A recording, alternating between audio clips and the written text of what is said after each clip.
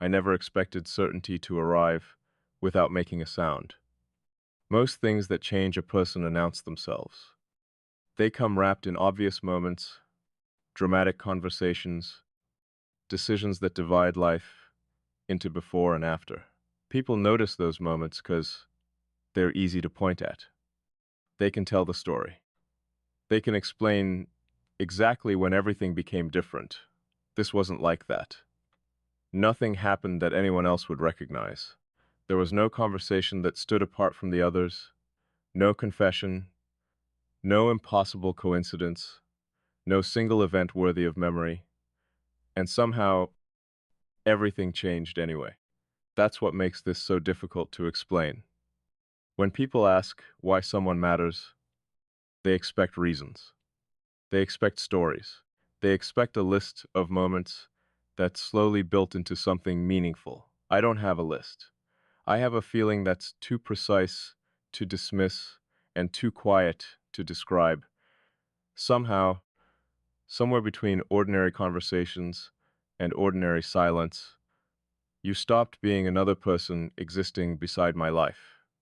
You became part of the way I experienced it, not intentionally, not dramatically, simply, naturally.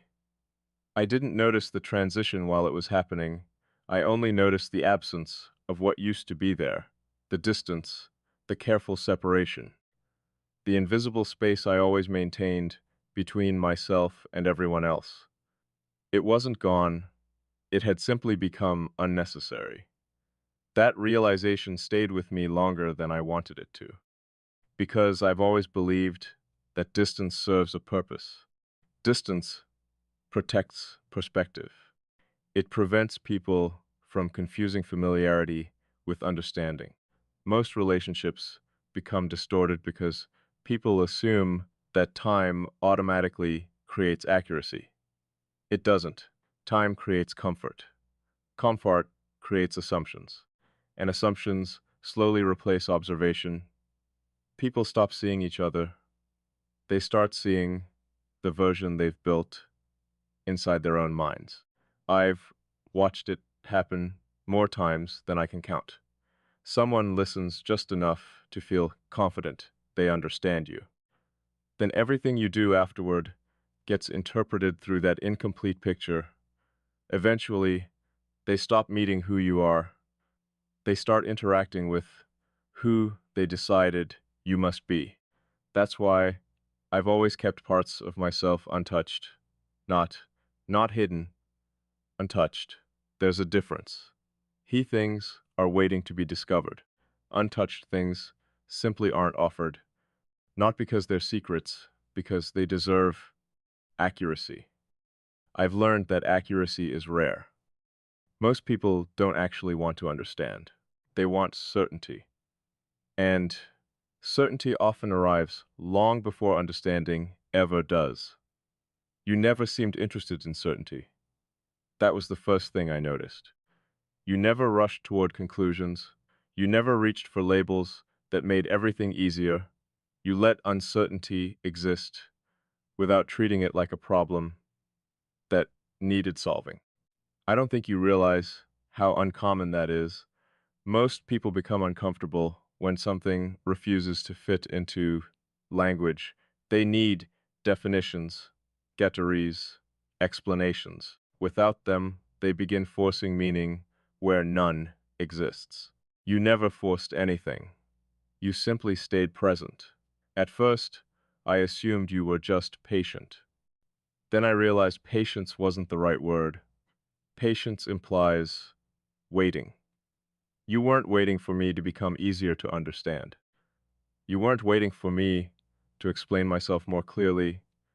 You weren't waiting for some future version of me that would finally make sense. You accepted that understanding sometimes exists before explanation. That changed everything, because I've spent years believing explanation had to come first, that people couldn't understand what they hadn't been told. Then you appeared and quietly disproved that belief without ever trying to. There were moments that shouldn't have meant anything. Small pauses, brief conversations, silences that would have disappeared from anyone else's memory. Yet somehow they remained. Not because of what happened, because of what didn't. You never interrupted the silence. You never treated it like empty space. You seem to recognize that silence carries structure too. That not speaking isn't the absence of communication. Sometimes it's the most honest form of it. I found myself noticing your attention more than your words. Not the kind of attention that watches, the kind that receives. There's a difference. Watching searches for information. Receiving allows information to arrive on its own. You never searched me for answers. You allowed them to appear when they were ready. That made me strangely aware of myself, not self-conscious. Self-aware, those are different experiences. Self-consciousness makes you perform. Self-awareness makes you notice what already exists.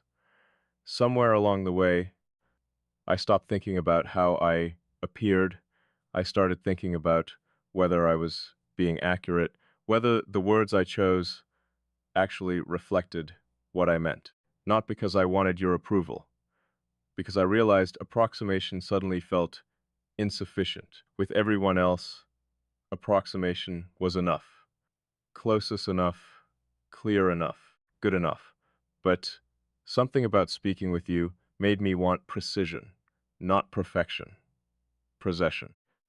Like my thoughts deserved their original shape instead of simplified versions that fit more comfortably into conversation. I hadn't done that in years, maybe ever. Most conversations reward speed. The faster someone responds, the more engaged they seem. I've never believed that. Some thoughts deserve silence before they deserve language. You seem to know that instinctively. Neither of us rushed to fill every pause. Neither of us seemed afraid of unfinished thoughts. That created something I wasn't prepared for.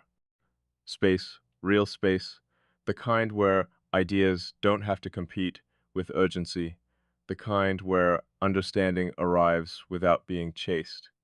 It felt strangely familiar.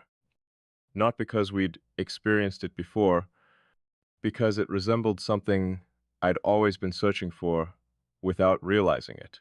There's a difference between feeling comfortable with someone and feeling structurally compatible with them. Comfort changes.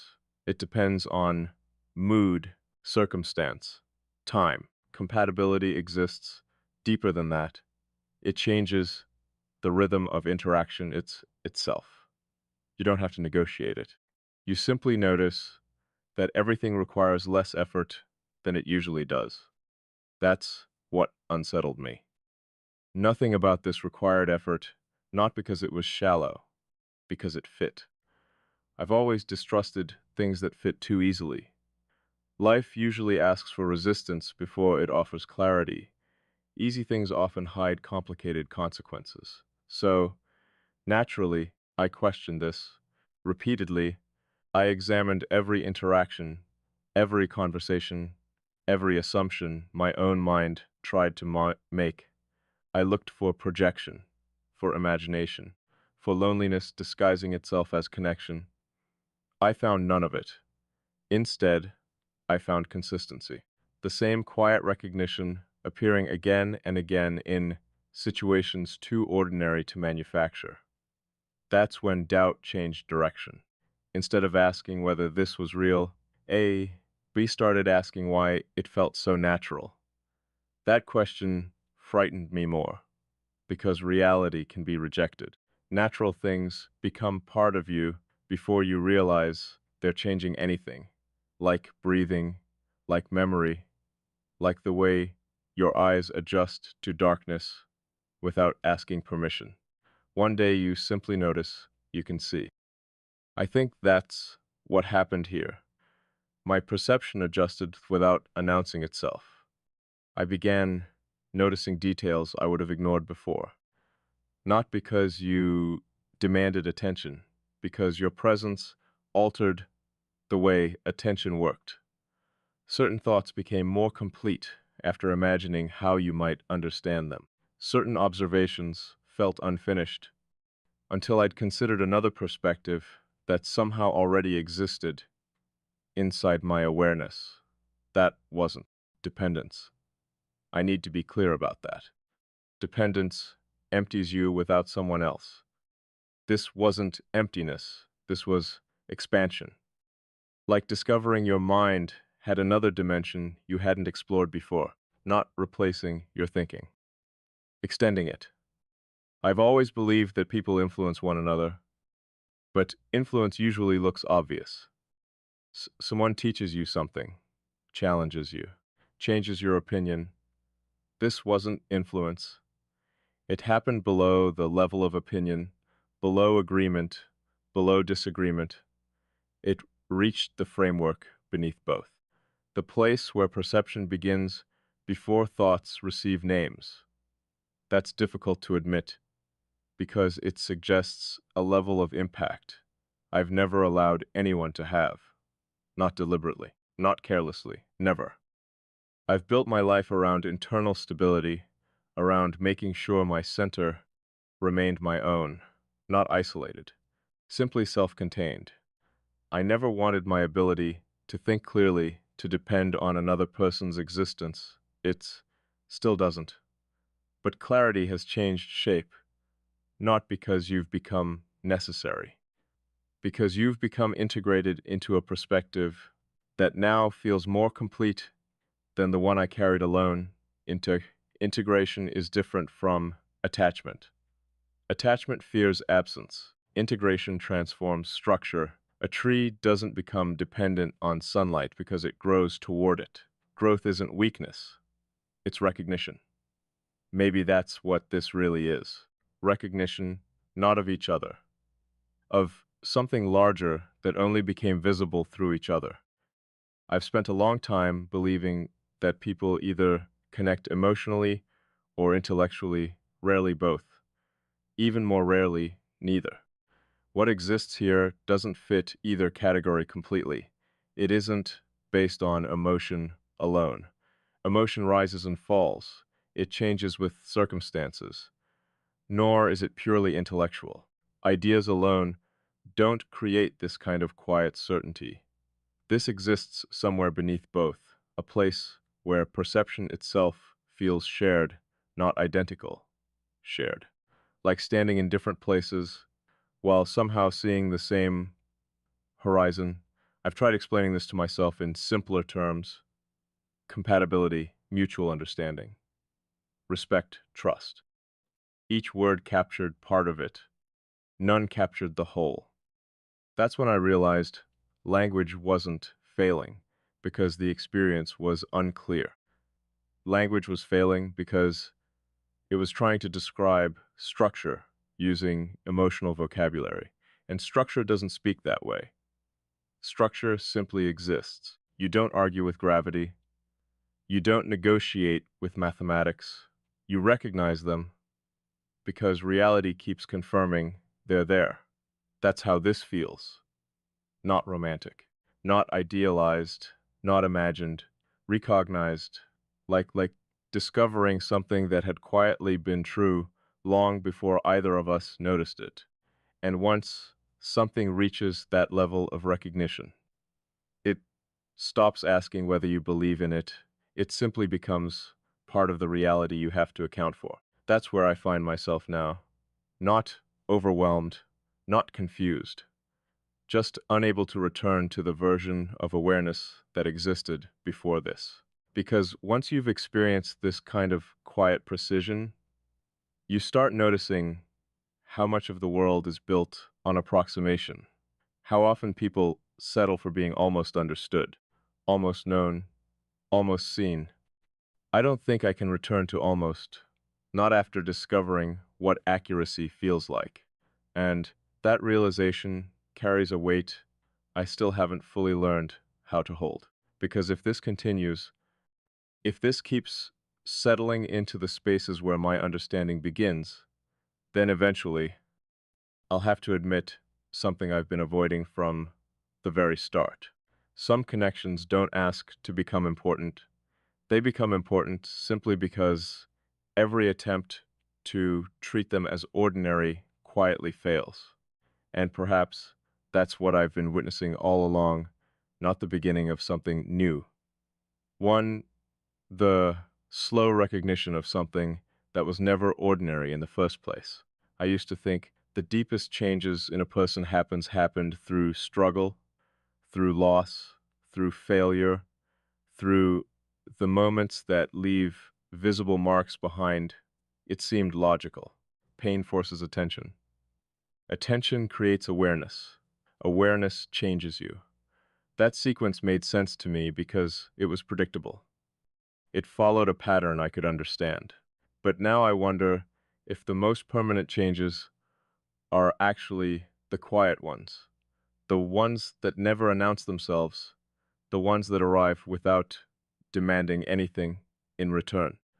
Because those are the changes that become part of you before you ever think to question them. And by the time you finally notice, they've already rewritten something fundamental. That's where I find myself now, not trying to understand you, trying to understand the version of myself that only seems to exist when this connection is present. It's an unfamiliar experience, not because I become someone different, because I become someone more accurate. There's less effort involved, less editing, less calculation. I've always believed that every person carries several versions of themselves, the one the world sees, the one close friends recognize, the one that only appears in complete solitude. Most people spend their lives moving between those versions without realizing they're doing it. I certainly did. Each environment required its own language, its own rhythm, its own level of openness. It wasn't dishonest. It was adaptation, necessary, reasonable, efficient. But lately, I've started noticing something strange. When I think of speaking with you, those separate versions stop feeling separate. The distance between them narrows. The transition disappears. For reasons I still can't explain, I don't feel the need to choose which version of myself belongs in the conversation. They simply exist together, as though they were never divided to begin with. That realization stayed with me longer than I expected, because division had always felt natural, even healthy. Different situations require different expressions. That's just reality. Yet something about your presence quietly dissolves that instinct. Not because you ask for authenticity. People ask for authenticity all the time. Usually they mean comfort, or vulnerability, or emotional openness. That's not what this is. This is something quieter. You don't ask me to reveal more. You somehow make revealing less unnecessary. There's a difference. Nothing feels hidden because nothing feels inspected. That distinction matters more than most people realize. Inspection changes behavior. Acceptance reveals it. I've begun wondering how many parts of myself only stayed hidden because they expected to be examined instead of received. Perhaps concealment isn't always fear. Perhaps sometimes it's simply exhaustion. Exhaustion from translating yourself into forms people can understand without misunderstanding. I've spent years translating, simplifying, reducing complexity into sentences that could survive ordinary conversation. I convinced myself that was communication. Now, I'm not so sure. Communication isn't merely transferring information, it's preserving meaning, and meaning is fragile. It changes shape the moment someone assumes instead of observes. That's why so many conversations leave people feeling unseen, despite saying everything they meant to say. The words arrived, the meaning didn't. With you, meaning seems to arrive first, sometimes before the words themselves. That shouldn't be possible. Yet, I've stopped pretending it isn't happening. I remember catching myself halfway through explaining something. I paused, not because I'd forgotten my point, because I suddenly realized you already understood it, not the conclusion. The structure beneath it, the reason I was thinking about it in the first place. I've never experienced that before. Usually understanding comes afterward. After clarification, after examples, after enough conversation to bridge the distance between two different perspectives. But somehow, bridge already existed. The conversation simply walked across it. That changes the nature of a communication entirely. It removes performance, it removes persuasion. You're no longer trying to convince someone that your internal world makes sense. You're simply allowing them to walk through it without resistance, without explanation attached to every step. That kind of freedom is difficult to describe, mostly because I didn't realize how much effort I had been spending until the effort disappeared. Perhaps that's what real ease feels like. Not excitement, not relief, just the absence of unnecessary work. There's something almost unsettling about discovering how much energy you've been carrying for years without noticing, like setting down a weight you forgot you were holding. Your hands don't immediately feel lighter. They simply stop aching. Then one day you realize the ache is gone. That's been happening slowly, quickly. Without permission, you've also noticed another change, one that feels even more significant. I don't anticipate misunderstanding anymore. That sentence sounds simple. It isn't. For most of my life, every conversation began with preparation, not anxiety, preparation, an invisible process of estimating where confusion might appear, which ideas needed explanation, which observations would sound unusual, which thoughts required softer language before they could safely exist in another person's mind. I became skilled at it, too skilled. Eventually, the preparation became automatic. I barely noticed I was doing it until it stopped. Now I begin conversations differently. Not because I expect agreement. Agreement has never mattered much to me. What changed is expectation. I no longer expect distortion. I no longer assume I'll need to reconstruct every thought into something easier to receive. That absence has created an unexpected kind of silence inside me. Not emptiness, stillness. The kind that appears when your mind is no longer constantly anticipating correction. There's peace in that, not dramatic peace, ordinary peace, the kind that's easy to overlook because it doesn't demand attention. It simply exists. I've started wondering whether understanding has less to do with similarity than people believe. Everyone says connection comes from shared experiences, shared histories, shared interests, maybe sometimes. But I've met people whose lives resembled mine almost perfectly. We still couldn't truly see each other. Then someone arrives from an entirely different path and somehow recognizes the architecture beneath everything experience built. Maybe that's what actually connects people. Not identical stories, compatible ways of seeing. The world teaches us to compare circumstances. Very few people compare perception, yet perception shapes everything that follows. Two people can witness the same event and leave carrying entirely different realities. Not because either one is wrong, because each mind organizes experience differently. I've become convinced that's where recognition begins. Not in what happened, but in how someone processes what happened.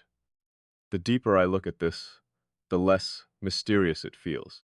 Strangely enough, understanding it hasn't made it less significant, only more precise. I've stopped asking whether this connection is unusual. Instead, I ask how often people overlook something like this because They're searching for louder signs, passion, intensity, immediate certainty. Those things attract attention. Quiet alignment rarely does. It grows unnoticed, until one day it has become impossible to separate from the rest of your life. That's the stage I think I've reached, not dependence. Integration. Every new experience quietly rearranges itself around a perspective that didn't exist before. I read differently, I observed differently, I even questioned differently. Not because you've given me answers, because you've changed the quality of the questions themselves. That's far more valuable. And waters eventually expire. Questions continue shaping perception for years. You've altered the questions without ever asking me to. I've caught myself smiling at that realization, not because it's romantic, because it's astonishing. How can someone change your thinking without trying, without persuading you, without even knowing they're doing it? Perhaps the deepest influence is always unconscious, not hidden, simply natural, like rivers changing landscapes, one quiet season at a time. No single drop matters. Yet, decades later, the mountain itself has a different shape. I've begun wondering whether human connection works the same way. Maybe we're transformed less by extraordinary moments, and more by consistent presence. By the people whose existence quietly reshapes our inner landscape until we can no longer remember its previous form. That thought should frighten me. In some ways it does. I've always guarded the foundations of who I am, not because I feared people, because identity deserves care. You shouldn't allow every passing influence to redefine you. That leads to confusion, to instability, to becoming a reflection of whoever stands nearest. I've avoided that my entire life, yet somehow this feels completely different. Nothing about my identity feels weaker. If anything, it feels more complete, as though something already present finally found the right conditions to become visible. Maybe that's why I haven't resisted. Resistance usually appears when something foreign attempts to enter your life. This doesn't feel foreign. It feels familiar in a way I still can't explain, not familiar, because we've known each other forever. Familiar because something fundamental recognizes itself in the way you move through the world, recognition without history, closeness without urgency, understanding without possession. I didn't know those things could exist together. Now I don't know how to imagine them separately. Sometimes I wonder if you've noticed any of this. Perhaps you have, perhaps you haven't. Oddly enough, answer doesn't change much, because what matters most isn't whether you see the transformation. It's that the transformation is real, independent of acknowledgement, independent of language, independent even of certainty. Reality doesn't require constant confirmation. It continues existing while people argue about whether it's there. This connection feels like that. Quietly present, entirely itself, bad enough to exist without demanding a name. But names eventually become necessary, not for the connection, for the people living inside it. Because language isn't only how we explain reality, it's how we choose to participate in it. And I can feel myself approaching that point, not today, maybe not tomorrow, but inevitably. The place where silence no longer protects clarity, simply postpones responsibility. I've always respected truth too much to postpone it forever. Sooner or later, whatever is unfolding here will ask something of me, not emotionally. Existentially, it will ask whether I'm willing to live according to what I've already recognized. Whether I'm willing to stop pretending this is merely an interesting observation, because it isn't. It has already reached beyond observation. It has become orientation, a quiet point of reference inside my own mind, one I never intended to create, one I no longer know how to remove. And perhaps, if I'm completely honest with myself, AB don't want to remove it at all. There was a time when I believed clarity always arrived before commitment. That if you observed something carefully enough, questioned it from every angle, and refused to let emotion interfere with reason, eventually the answer would reveal itself. I've lived by that principle for as long as I can remember, not because certainty made me comfortable, because uncertainty deserved respect. I've never wanted to build anything meaningful on assumptions. Assumptions are fragile. The smallest contradiction can dismantle them. Truth doesn't work that way. Truth survives inspection. It becomes stronger the more honestly you examine it. So that's exactly what I've done. I've examined this again and again, not searching for reasons to believe in it, reaching for reasons not to. If there was an illusion hidden somewhere beneath all of this, I wanted to find it before it became part of my life. If my perception had been distorted by timing, circumstance, loneliness, or projection, I wanted to know. Because once I allow something into the foundation of my thinking, I don't remove it easily. I choose carefully, always. And that's why this has taken longer than anyone would understand. From the outside, it probably looks like hesitation. It isn't. It's precision. There's a difference. Hesitation comes from fear. Preparation comes from responsibility.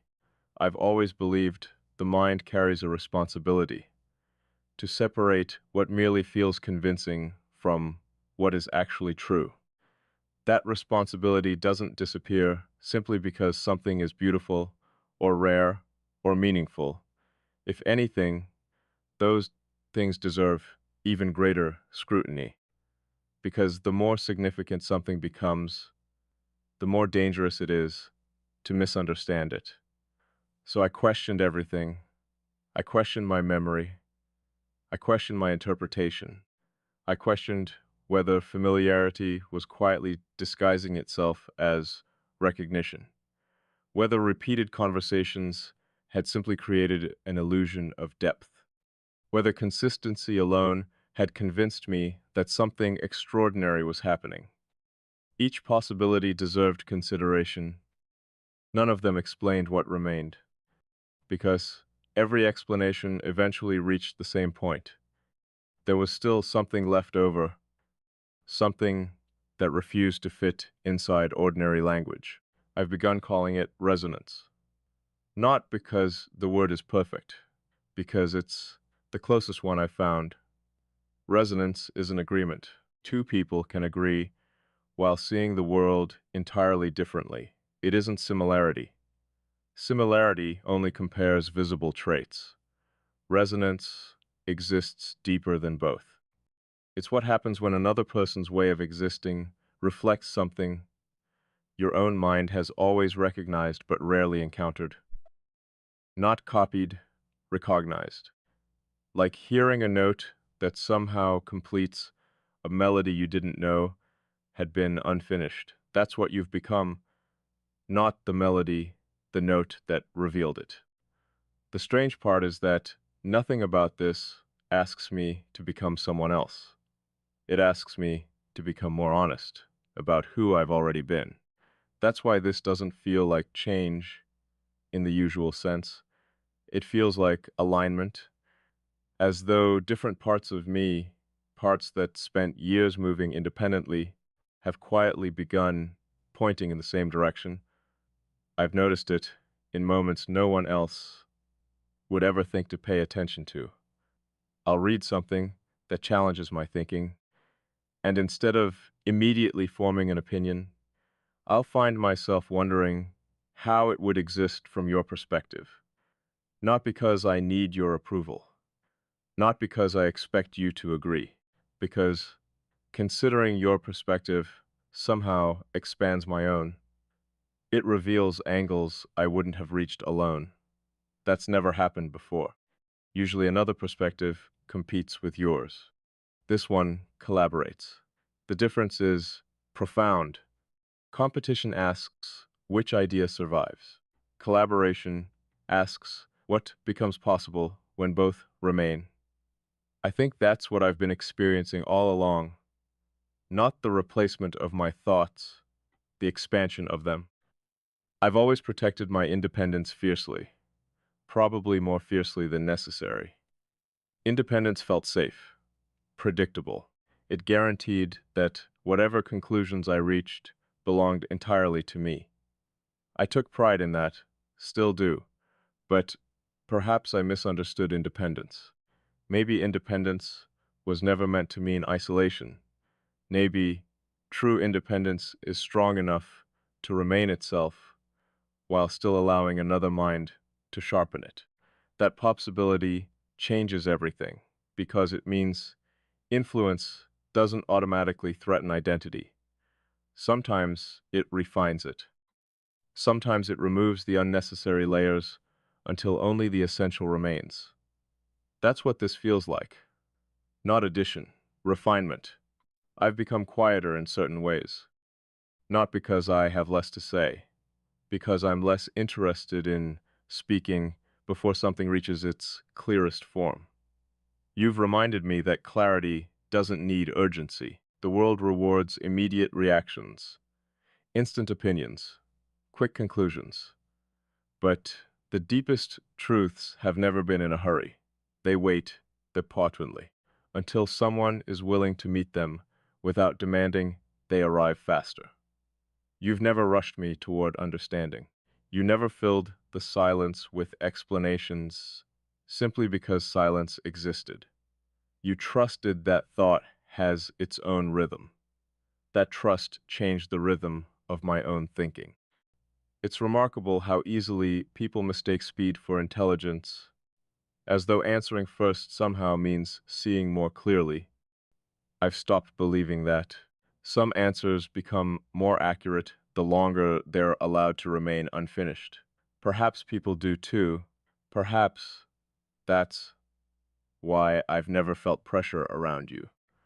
You don't seem interested in finished versions of anyone. You pay attention to the process itself, to movement, to becoming. That's rare. Most people love conclusions. Very few appreciate evolution. I've spent enough time observing human nature to know how quickly people become attached to certainty. Once they believe they've understood someone, they stop updating that understanding. Every new experience gets forced into the existing picture. Eventually, the picture matters more than the person. That's how relationships slowly lose their accuracy. Not through conflict, through certainty. You've never seemed certain about me. And somehow, that's exactly why I feel understood. You leave room for discovery, room for contradiction, room for growth, without treating any of those things as evidence that the previous understanding was false. Instead, you seem to recognize that people aren't puzzles meant to be solved, they're realities meant to be witnessed. That thought has stayed with me because I've unknowingly treated myself like a puzzle for years, always trying to solve the next layer, always assuming there was another explanation waiting beneath the current one. Maybe there isn't.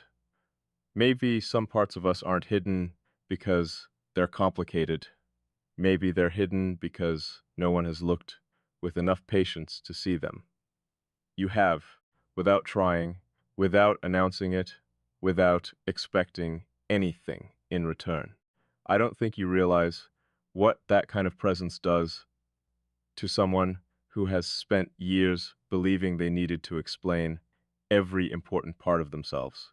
It creates rest, not the kind that comes from stopping, the kind that comes from no longer carrying unnecessary weight. I've begun noticing another unexpected change. I'm less defensive around uncertainty. That surprises me. I've always needed structure, clear reasoning, defined ideas. Now, AB still value those things, but I no longer feel threatened when an answer takes time. Some truths deserve time, some understandings arrive only after you've stopped chasing them. Perhaps this was one of them. Perhaps that's why nothing about this ever felt forced. It wasn't constructed, it was uncovered, like discovering a landscape that had been hidden beneath fog rather than building something from the ground up. The landscape was always as there. Vitzvidze changed, not reality. That's an important distinction. Det visages depends on perspective. Reality exists regardless.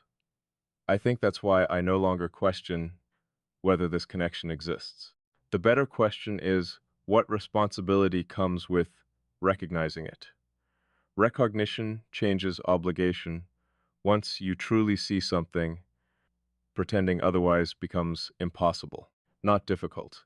Impossible because denial requires you to unknow what you've already understood. I've never been capable of that. My mind doesn't move backward. Once something becomes clear, it stays clear, even when I wish it weren't, especially then, which means I'm approaching another realization, one I've delayed because speaking it aloud somehow makes it more real. But perhaps it's already real. Perhaps language simply arrives later. I've been telling myself that I still have time, time to observe, time to reflect, time to remain quietly inside this space where everything exists without requiring a decision. Yet, even as I think that, another part of me knows something important. Observation eventually becomes its own decision. Silence eventually communicates something. Stillness eventually chooses a direction. Nothing remains neutral forever, not when it continues changing you from within. And I have changed, not dramatically, not visibly, but in ways that matter far more than dramatic changes ever could. The foundation has shifted, the architecture remains familiar, yet every room somehow carries different light now. I still recognize myself, more than ever, perhaps, but I also recognize something else, a future version of my life that no longer feels entirely separate from your existence. That thought would have terrified me once. Now, it simply feels honest, not because I've surrendered certainty, because certainty has slowly taken a different form. It no longer comes from controlling every outcome, it comes from recognizing what has already become true, and one truth keeps returning, no matter how carefully I examine it. Some people enter your life through events, some through time, some through intention, and a very rare few arrive so quietly that you only realize their significance after they've already become part of the way you see the world. I think that's what happened here. Not suddenly, not accidentally, but with a kind of quiet inevitability that never demanded attention because it never needed to. It simply continued, becoming more real with every ordinary moment that proved it didn't need extraordinary circumstances to exist. And somehow, AP trust the ordinary more than anything extraordinary could have ever convinced me to.